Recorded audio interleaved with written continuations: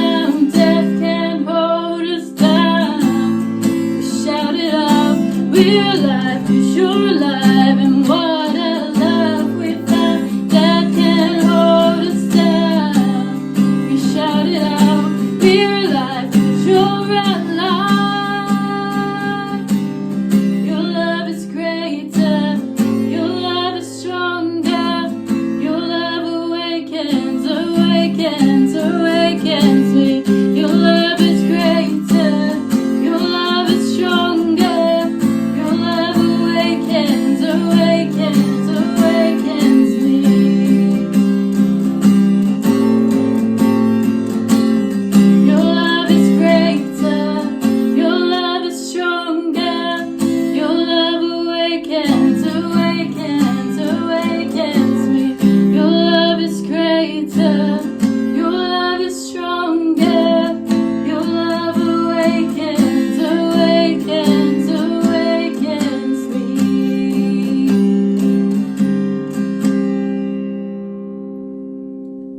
I'm here with my friend Jake. I know Jake from uni. We went to uni together. He finished the year before me, so he hasn't been there for a year now.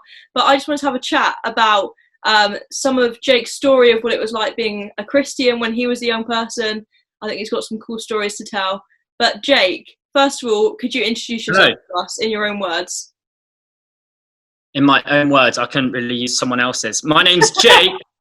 I went to LST with Emily. I now work at a church in Whitstable, which is in Kent, as an assistant pastor and work with the youth there. It's by the beach, isn't it? Anything else? Or is that's me? No, that's fine. That works. Right. I've got a few important questions to ask you. McDonald's, KFC or Burger King? You can only choose one. You can't go to any of the others for the rest of your life. Which one would you go for? Burger King. Easy. Really? But if you get the app, the Burger King app, guys, secret here, the Burger King app is amazing. You get the better burgers, but for cheaper than McDonald's. It's amazing. Download it. Burger King. Really? 100%. Yeah, but Burger King and KFC, their chips just aren't on the same level as McDonald's chips. Burger Kings aren't that bad, but if you've had the bacon double cheese XL or whatever they call it, it is unbelievable. Seriously, it's so good. Wow. I'm a proper Burger King evangelist. Really? That's amazing. I was not expecting that. I feel like Burger King is quite a rogue answer. No? Well, most people will go for McDonald's, but I feel like it's because people don't know the app. The only criticism of Burger So you're King saying that the app changes the whole Burger King experience so much? Everything. It changes everything. You can pay like £3.99 for 2 burgers, chips, a drink. No, and stop it. Amazing. Wow. 100%. Incredible. Heard it here first, guys. Lovely. Okay. A really important question that I think says a lot about a person. When you make a sandwich, which way do you cut it? What are the options? I feel like I cut it the only way. No, okay, which do you think's that? Okay, so a sandwich is like that, right? Yeah. And I'll cut it here. So down the middle of the rectangle. That's an acceptable answer. What are the other options? Because you can cut it diagonally, which is what I like to do. Love a diagonal sandwich. Some people, and this is really like sad to say, cut it like vertically. So you have like 2 thin pieces. Yeah. That's odd. That is not odd, is it? It's not on. No, that's not. I mean, I think the diagonal one's a bit weird, but really, I'll let you off. I think diagonal is great, but vertical one, very strange. Good chat. I do it in a way that's okay for you. Yeah. Just do what works for you. Unless you do it vertically, then don't do that. Don't do it at all. Jake, could you tell us, were you a Christian throughout all your teenage years? Well, I was brought up as a Christian, so I was like brought up in and around church. So I definitely would have called myself a Christian growing up. But I would say that in my like early teenage years, I wasn't really following Jesus. I would say I was a Christian, but I wasn't really following Jesus, if you get what I mean. So there was definitely like 2 parts to Jake. There was the Sunday, I'm at church, I'm going to do, put on this act of being this classic Christian and say the right things, use Christian jargon, and kind of get on with my life on Sunday as a Christian. But then the rest of my week, I wasn't quite like that. So people may have known that I was a Christian, but actually I wasn't really acting like a Christian. So like I was at school, for example, I was a bit of a nightmare. I was a nightmare for the teachers. I was really rude and just not very nice to the teachers. So it was kind of like there was Jake on a Sunday, and then there was Jake throughout the week, and then also outside of school as well with my mates. I wasn't like acting like a Christian. So I was kind of a Christian in the way that I've made a decision to be a Christian, and I was in and around church, and I was on a Sunday I was acting like a Christian, but my life kind of wasn't looking like a Christian, if you get what I mean. So did your friends know you were a Christian? Like, did you ever talk about it with them or not? Yeah, they knew I was a Christian. I told them I was a Christian, and they knew that I went to church on a Sunday, and that my family were Christians. They knew that about me, but I wouldn't have said that I'd given them a very good example of what a Christian is. Right. So they knew that I would say I'm a Christian, but they couldn't really see me as a Christian in the way that I was acting. Mm-hmm. So I was kind of a lot more comfortable telling people that I was a Christian than I was acting and showing them that I'm a follower of Jesus. So, for example, there was one Easter when on my Facebook I wrote like a Christian post. I think it was something really simple, like "He is risen" or something like that. Classic Easter post. Classic on Easter Sunday, and I had loads of people comment like with question marks and like, "What are you on about, Jake? Why are you posting this?" And although I told them I was a Christian and they knew I was a Christian, they didn't really understand what that kind of meant because I hadn't showed them. So they were like, "Why is he posting this? He's posting it as if it's something he cares about, but it doesn't look like it's something he cares about." Okay. So they knew that I said I was Christian, but they didn't really understand what that meant because I didn't really show them. Okay, got you. Yeah. So I'm assuming something has changed now, like you work in a church, life's a bit different. So what kind of changed? Like when did it change? What do you now think? I'm guessing you think it's now important that your everyday life matches up with your church life, or do you still just go to your church on a Sunday and then be horrible throughout the week? But Not no, you, Jake. Something has definitely, hopefully, changed. I remember there was a moment when I just realised that I was being an absolute idiot, and basically, this moment I was dropped in it. Actually, there was one particular teacher at school. So often, the way I was mostly a bit of an idiot was at school, and there was one particular teacher that I was awful to. I was genuinely just a really horrible person to. I've got to be honest. I mean, there was. I can't imagine it, Jake. There was one. I can't picture it, but tell me the story. There was one week where me and a group of friends in a food tech class, this teacher had locked this teacher in a cupboard, and we wouldn't let her out. No. Which is awful, like so bad. But what was worse is a couple weeks later, she turns up at my church on a Sunday. Ooh. And I was like, what am I going to do? This was so embarrassing. Suddenly, my two lives had kind of crossed. So my be horrible to the teachers, be rude, be an idiot has crossed with this act that I put on a Sunday where I'm this Christian, I'm this follower of Jesus. And I remember being so scared that I was going to bump into her.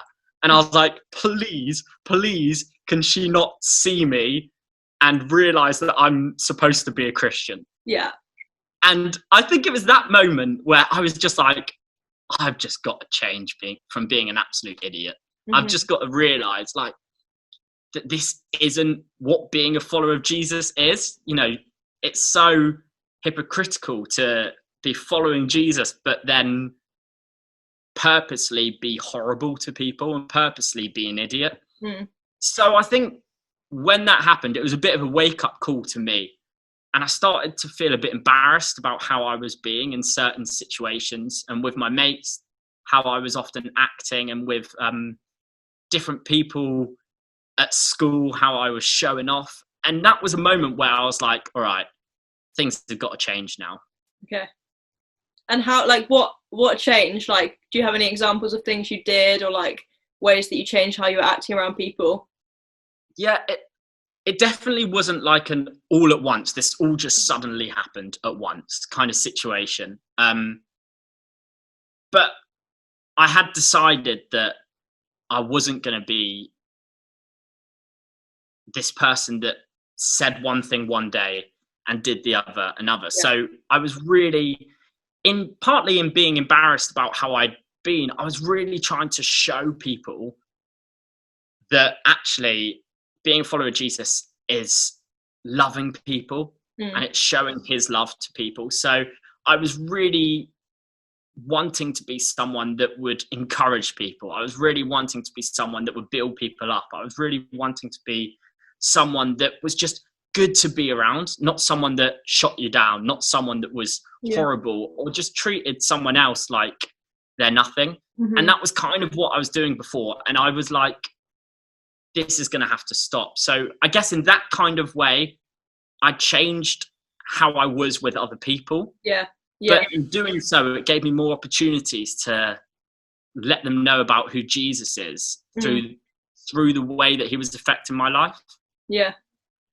That's so interesting. And you ended up like helping lead the CU at your school and stuff, didn't you? And seeing loads of people. So if I hadn't changed like that, it would have been a bit ridiculous for me to then be part of this team that led a CU that was trying to spread who Jesus is if I was not acting that out. So we were heading up an amazing CU, me and a couple of friends. Wait, we should probably just explain, if people don't know what a CU is, it stands for Christian Union. So it's Christian Union. It was on like a Monday lunchtime. It started with just being a Monday lunchtime where we'd meet together and we'd read the Bible together.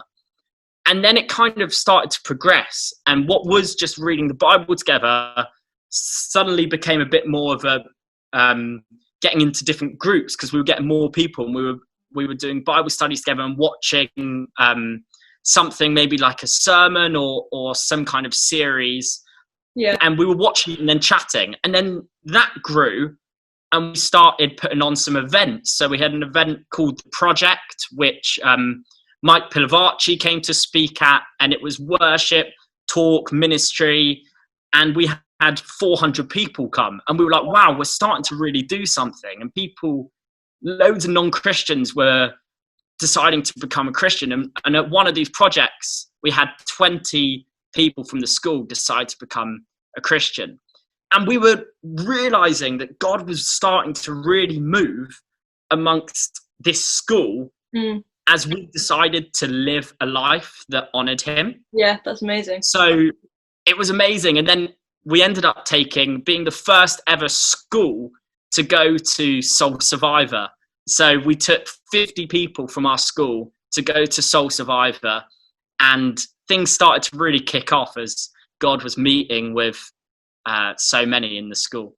That's so cool. Wow. So do you have any like tips?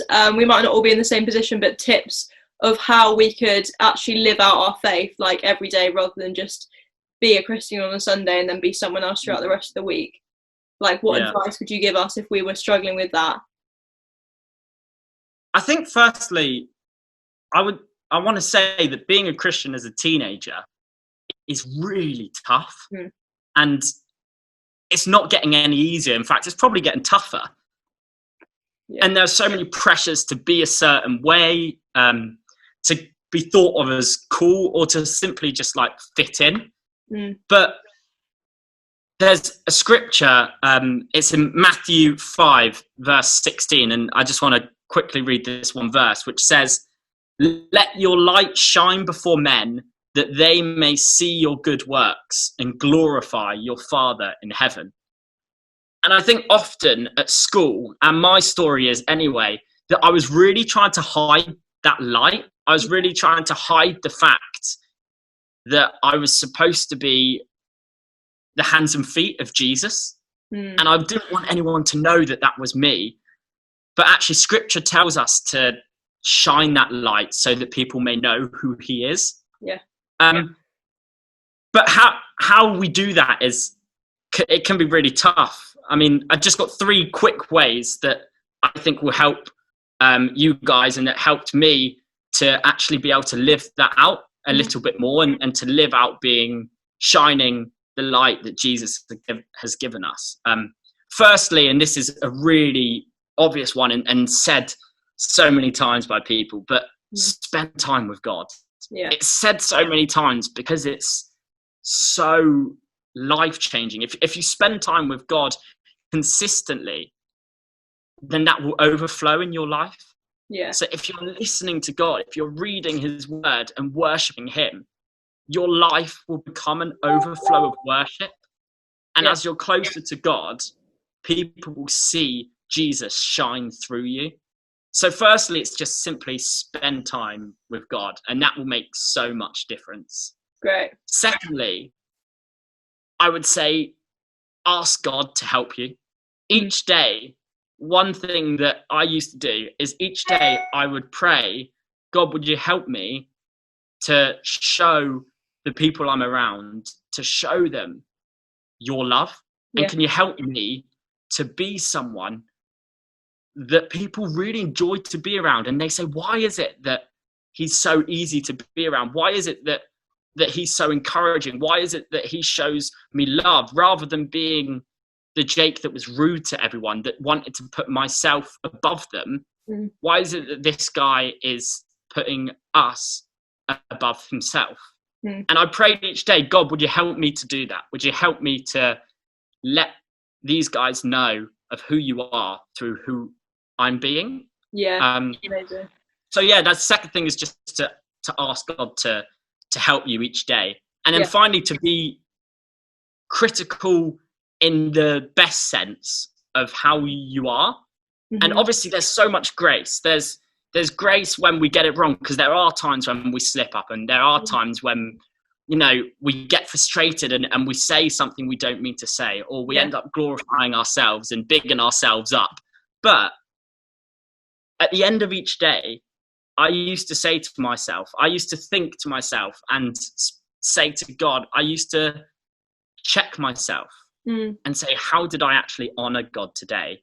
And how did I just try to big up myself?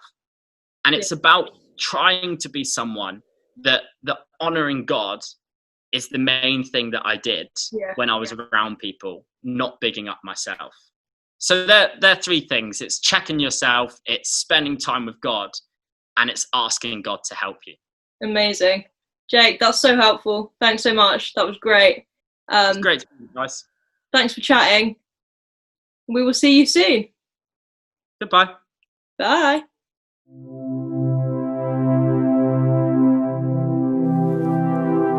Jake mentioned a Bible verse which tells us how we can live out our whole lives for God. It's in Matthew 5, verses 14 to 16, and in the Message version it goes like this. Here's another way to put it. You're here to be light, bring out the God colours in the world. God is not a secret to be kept. We're going public with this, as public as a city on a hill. If I make you light bearers, you don't think I'm going to hide you under a bucket, do you? I'm putting you on a light stand.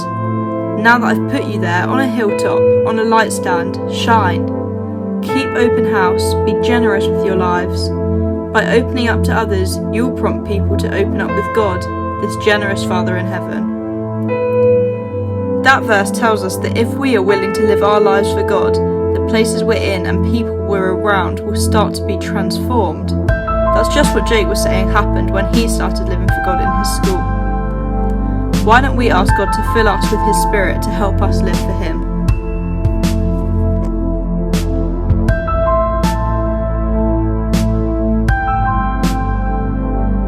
Zoe's going to lead us in prayer now, and then we're going to listen to a song called For the Sake of the World, which is all about living our lives for God as we continue to respond to Him.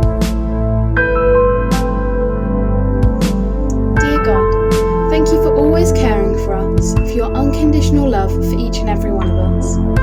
Thank you for always being there for us and that we are never alone. Sorry, Lord, for all the times we haven't done what you would have wanted us to do, for where we have not loved you or our neighbour as we should have, and where we have caused pain. Help us to think of you in our daily situations when we might be angry or upset. Help us during lockdown, especially when we might be missing friends and family. Be with us in every situation and help us, I pray. In Jesus' name, Amen.